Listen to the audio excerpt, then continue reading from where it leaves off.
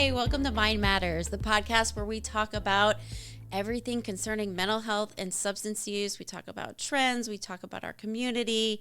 I'm your host, Wendy McCarty Van Belmel. It's so nice to see you all. To my right, I have Shani Sloan, and we'll just kind of go through and say hi. Hi, I'm Shani Sloan. I'm a community outreach liaison at University Behavioral Center. Awesome. Hi, my name is Amanda Packle. I work at Palm Point Behavioral Health, and I am their business development and outreach specialist. And I'm Marni Stahlman. I'm a psychologist and the CEO of the Mental Health Association of Central Florida. Thank you so much for being here today. I'm super excited. I am too. Well, we want to talk a little bit today about community mental health and what does that mean? And especially, I'm excited to talk to you from your point of view. Mm-hmm. And I know you've been in Central Florida for quite a while. 50 years. Woo! Walk us through how we've changed and where we're at currently in Central Florida. So I like to refer to our community as a big, small town. Yes, agree. So how we've changed is we are internationally known and recognized because we're the tourist destination capital of the universe. We are a center of diversity and inclusion, kind of an island in the state of Florida from that respect, and sometimes in the country. But for a lot of people like myself who grew up here, went to high school here, have worked here, I still appreciate the fact that there are people that I know who have been in the field or been in our community for periods of time, and we can have an open and transparent dialogue where we don't have to have a lot of backstory. We know what's going on. We know and have assessed. In a lot of ways, the community hasn't changed very much in terms of the needs that are here. That was going to be my next question. And the capacity. Yeah. I think what has transformed is that there are more resources available. Which is a good thing. And that access is improved slightly. Okay. But I think when we talk about the same conversations we might have had 25 years ago, we're still talking about transportation and how do people find the locations that they need to get to. We're still talking about health insurance and whether or not they have the means to afford the treatment options that are available. The limited numbers of options that may be in a particular community. How do communities that have disparities access and have conversations about bringing forward the opportunities that are available and making people comfortable with normalizing the conversation about mental health. So some ways, yeah, bigger, and in some ways just exactly the same. That's interesting. So are you seeing anything in particular today, or what do you see most commonly that people are asking for help for? You know, we're getting a lot of calls for individuals who have chronic illness around their mental health because there's such limited options for where they can reside. Housing has definitely intersected into the conversation. Yes. Housing affordability, housing access, having space for individuals that may have chronic conditions that may not be appropriate to be at home but need to be housed and where that is. And then I would say probably second to that would be adolescent and youth. And just the outcry that we've seen and heard about is very real as we talk about really young kids. We had a client just recently, 6 years old. So young. Really young, talking about harming themselves. So, yeah, those would be my two. I was wondering, as you're talking about the issues that still exist since they've kind of stayed the same, has access to care and what kind of people are accessing it, has that changed, in your opinion, with the stigma kind of letting up? I guess there's less shame and guilt in getting help, at least from an outside perspective in that I've seen. 20 years ago, there was, oh, you're taking your kid to a therapist. And now it's like, oh, go take your kid to a therapist. Mm-hmm. There's more excitement and support and acceptance around getting help.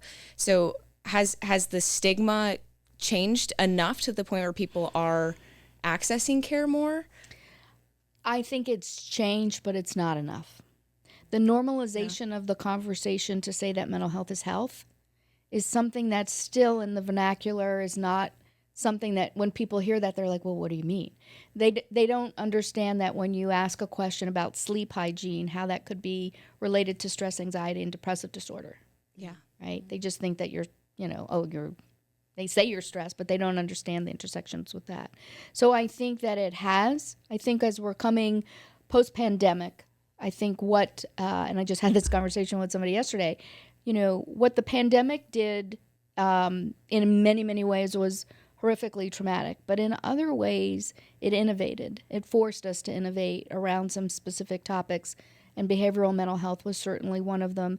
And I think the fact that we commonly all had the same shared experience with details behind it, where we were all locked in, we were all isolated, we all had difficulties with recovering and coming back out, how we processed being bullied of wearing a mask and getting a vaccination or not, integrating back into workforce or school place or faith place.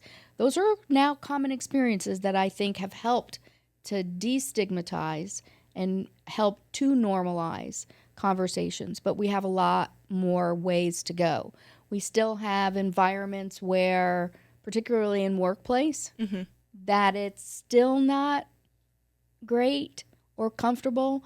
We're seeing statistics coming out from the Society of Human Resource Managers that talk about the fact that more than 70 to 80% of workforce employees or HR managers, when they're surveyed, are saying that the employee does not feel comfortable disclosing that they're having a mental health, not crisis, but issue. And I think also it's important to note for the conversation, there's a distinct difference between people that have chronic mental illness and people that have a mental health crisis. They can be linked, but people that have mental health crisis don't necessarily have a chronic condition that precipitates that. And in the workspace, I think it's still difficulty, particularly by type of employer and employment.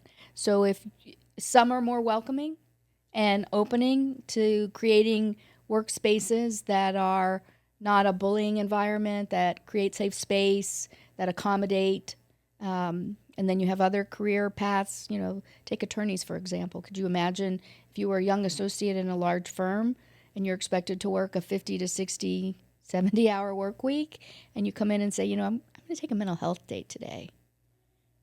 So I think to short answer, long answer your question, again, yes, but much, much more to go. Yeah, we've definitely, I think, made an incremental progress, but there is so much to learn and educate because there's communities that don't have access to. Sometimes working in this, I forget how much the stigma hasn't changed until I'm faced with a situation where I'm forced to recognize that the stigma is still there, because of the fact that people can call us and say, hey, I'm struggling. They can call mental health association, say, hey, I need help, but I can't afford it.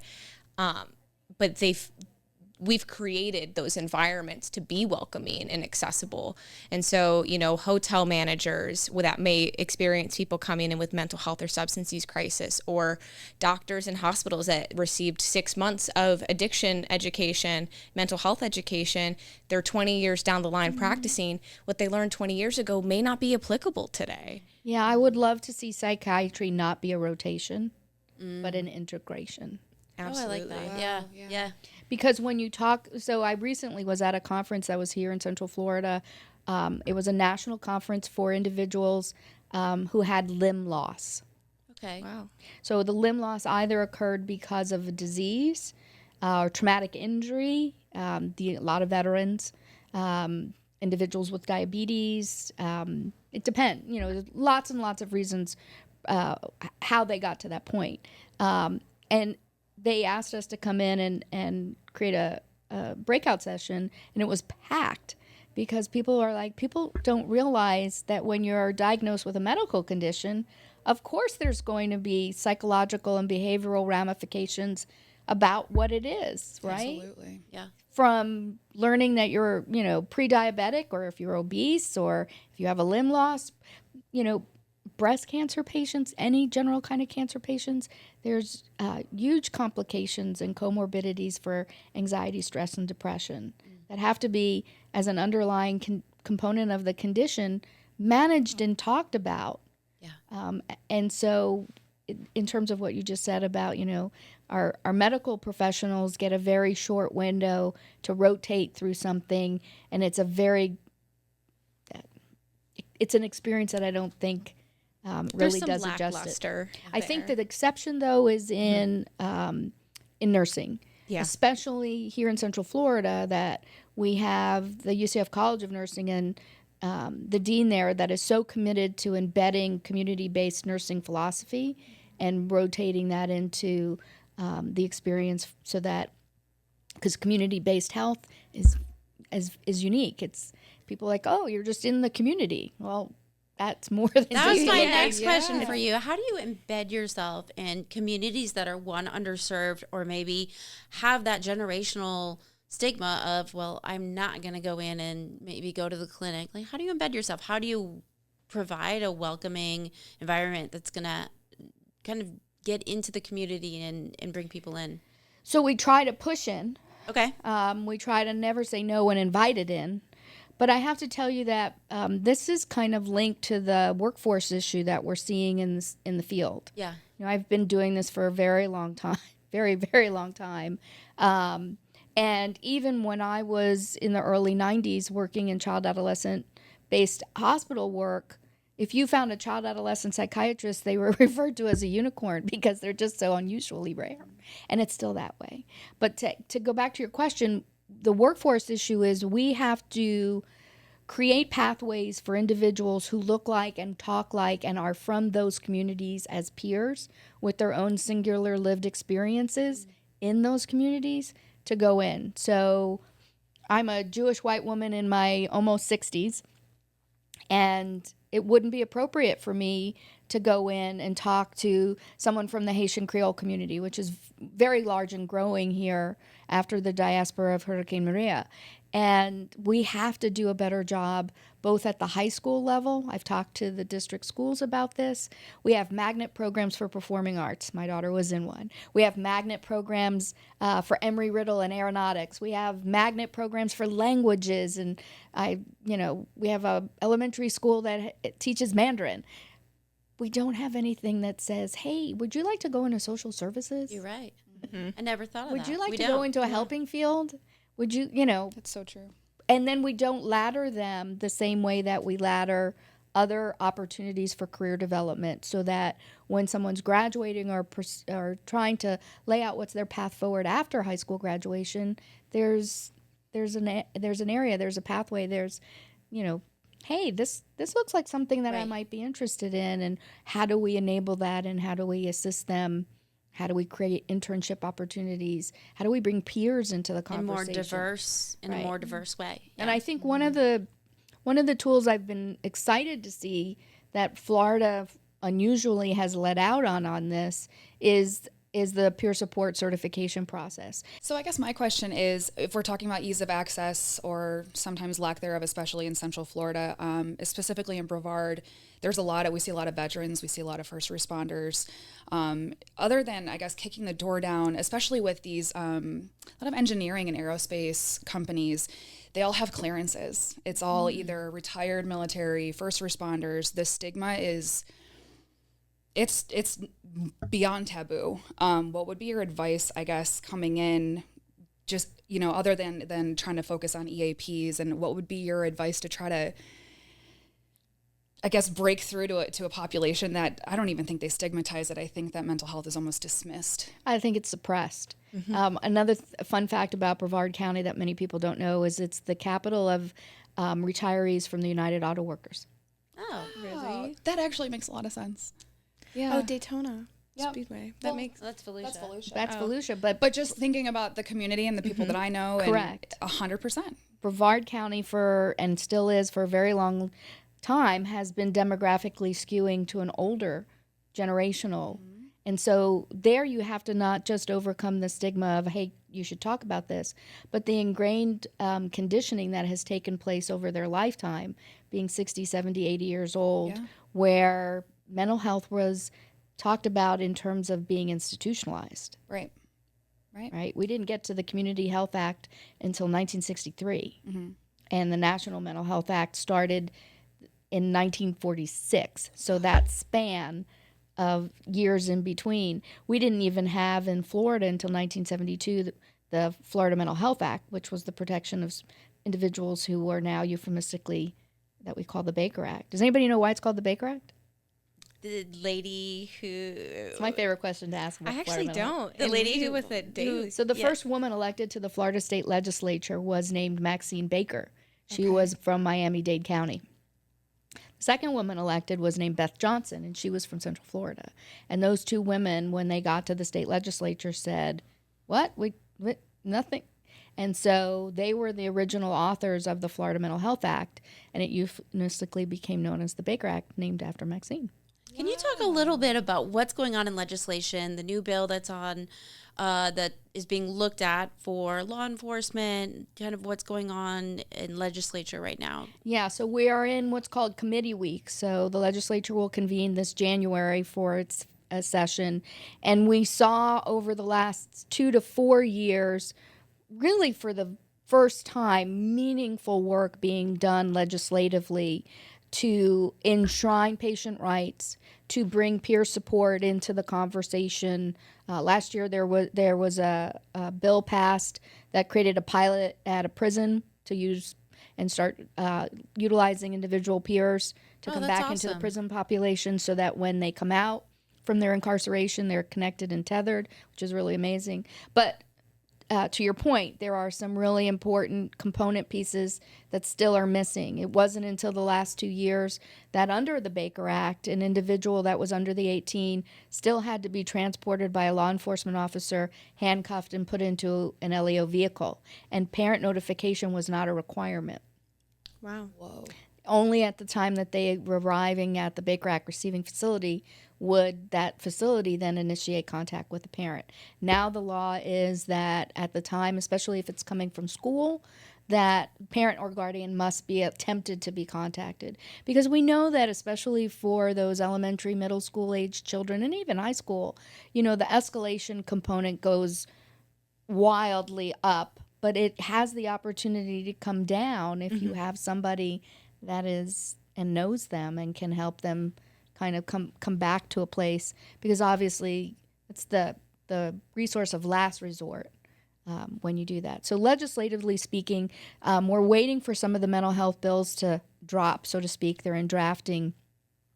That will continue to work on that and continue to bring funding. Last legislative cycle, we had record legislative allocations, or appropriations as they're called, funding mental health across the state. great. It was about $136 million. But keep this in mind. The state of Florida, when it appropriates money through the budget, those dollars for behavioral health care, one, are never reoccurring. We have to ask every year.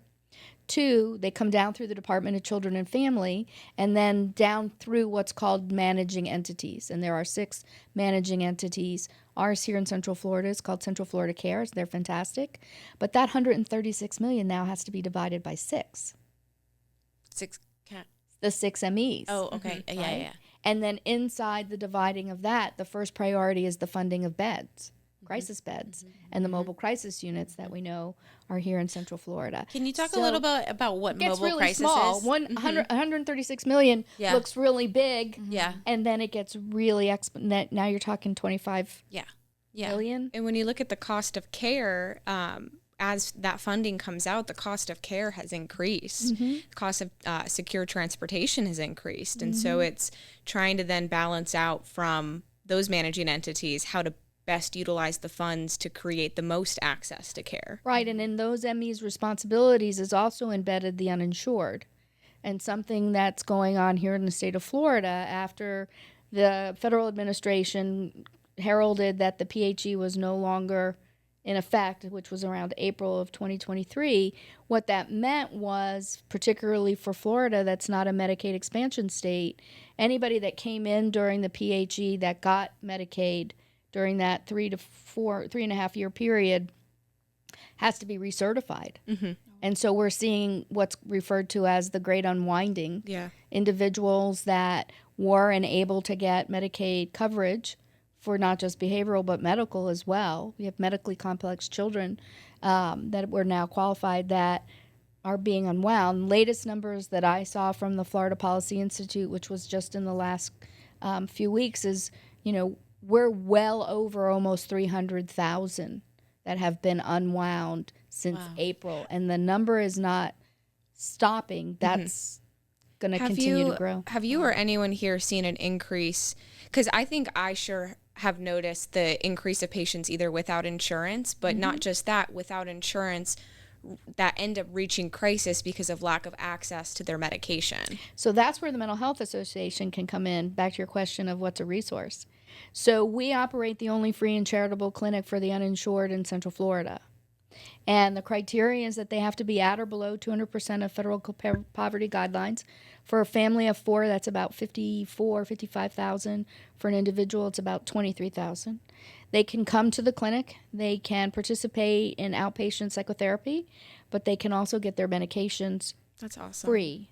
That's great. We pay for them That's amazing. because we know that, particularly for individuals that are chronically mentally ill, dealing with schizoaffective disorder, bipolar disorder, schizophrenia, that their crises are often precipitated by the fact that their medications are not available. Yes. And either because they can't pay for it or they don't know where to get it for the script to get filled if they're uninsured. So those patients can come to us. We have a psychiatric board-certified ARNP that will see them via telehealth or in person. And then they can walk across the parking lot from where we're located to the Orange County Medical Clinic, and they can get that script filled, and we get the bill. Look That's at that amazing. access to care. It's great. That's That's incredible. great. Can you speak on the Compact Act at all? Have we seen an increase of that actually being utilized with our veterans?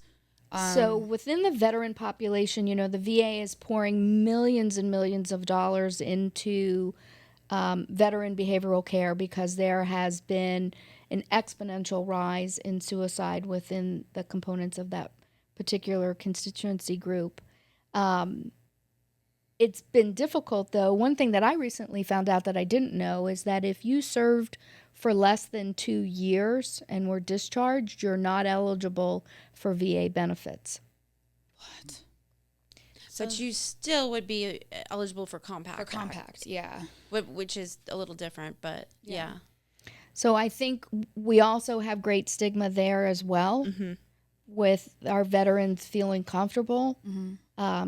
I think that it's an opportunity where we could really enhance greatly by incorporating the peer support specialist model. I was just going to mention, I know that at least Orlando down in Lake Nona, their whole health has, I don't know the number of peers, but I know that they have several veteran peers working in that department. And there's a recovery community organization statewide that is specific for veterans, and having that specialty in okay, you're seeking recovery from either mental health or substance use, and you're also a veteran. Here's a group of people that have been through it.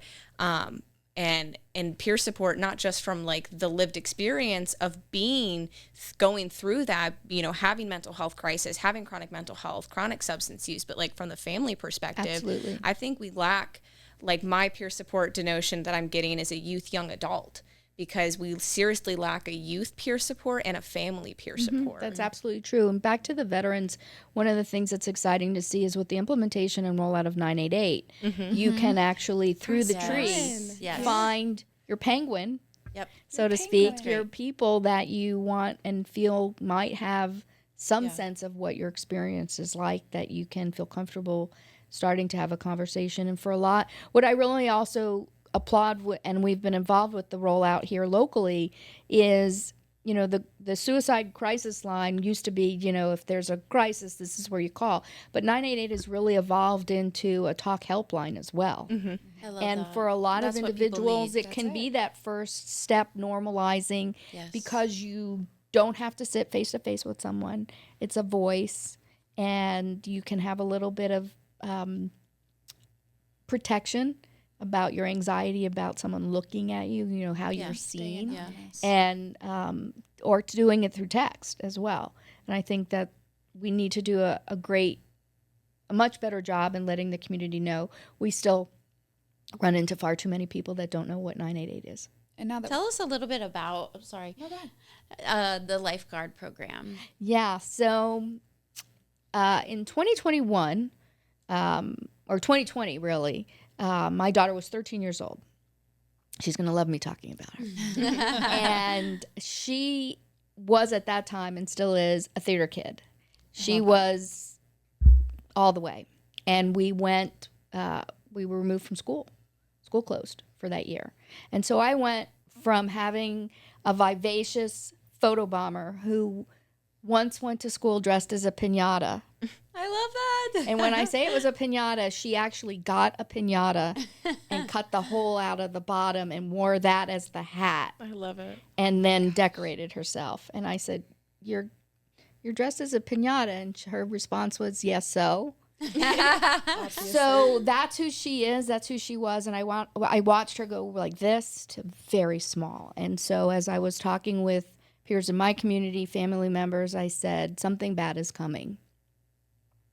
And at that point, we were still trying to get a handle on not dying from COVID. And Right. there was such controversy about the vaccine and masking and isolating and all of this kind of thing. And for many years, the Mental Health Association has had a suicide prevention campaign that we have put out to the public during Suicide Prevention Awareness Month, during Mental Illness Awareness Month, that has traditionally highlighted noted elected officials and people that you would know that talk about, call for help.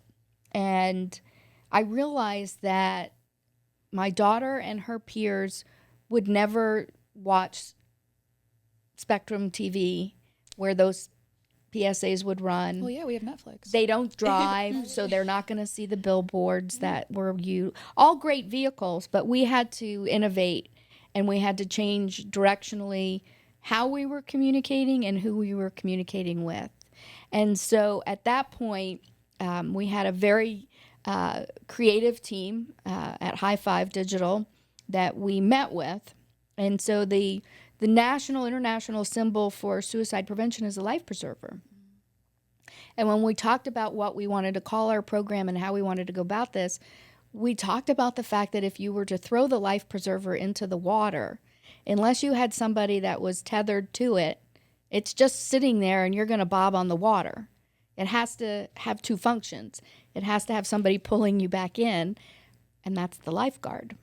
That's awesome. Right? Yeah. So we called our program You're a Lifeguard, and we created a series of public service campaigns for parents and for peers between the ages of 13 to 18, and then another peer group, 18 to 24, because no one's talking about college kids, college adults. And we put them on TikTok, Instagram, and YouTube. There it is. Yep. And within a week, she was, people knew who she was from her peer group because she was in one of the videos. She's in one of the videos, one of the friends, ones for the kids. And so now it's these couple of years later, we produce the videos, we put them out there as paid sponsored ads. And in the first year, we had almost 1 million impressions. Wow. And we only paid to push it out into Orange, Seminole, Osceola, and Brevard County. That's impressive. But what happened was they went international because that's what the internet does. Exactly. Yeah. And it really was an eye-opening experience to find community and be able to message in. And then the point of being a lifeguard, or the campaign, is to take the pledge to be a lifeguard, either for yourself or someone else.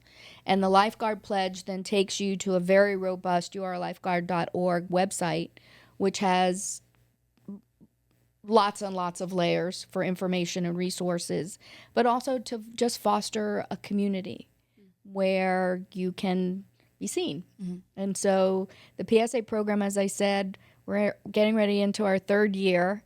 2 more lifeguard PSAs are about to roll out from a grant from the Orlando Magic Youth Foundation. Wow. And this Wednesday on November 21st, it will be Mental Health Awareness Night at the Orlando Magic. That's awesome. Where we are inviting people to get the magic mindset and participate in taking the pledges, because we want lifeguards everywhere. My next rollout for the campaign is to talk to school districts to see if we can put lifeguard stations. That's great. Which is really just a bench painted in teal and purple. Yeah, but what a way to start a conversation, and especially just a have and make it tangible. Yes. Kind of. It breaks the stigma too. It's certainly not original. I've completely ripped it off from That's the whole okay. buddy program of Don't Sit Alone in the Cafeteria, kind of thing. Remember that?